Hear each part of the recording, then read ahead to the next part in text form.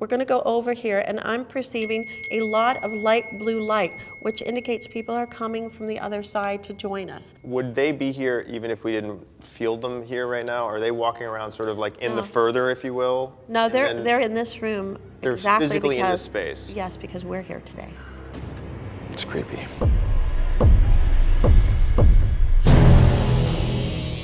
Would you guys say that when you were busy, writing and then directing the movie, that you had any kind of reservations during the process that would qualify as fear? Well, actually, the house where I wrote the film, oh God, this is gonna make me sound so bougie. I've always had this like romantic notion of like renting a house for a couple of months somewhere in Europe to write a script. Do the Truman Capote, like sitting on the balcony overlooking the Mediterranean writing a film. Never got around to it, so for this film, for The Last Key, I was like, I'm doing it. I don't care, I'm doing it. And so my family and I packed up and went to Spain, and we rented a house on Airbnb for a couple of months with the idea that I was going to write the movie in this house.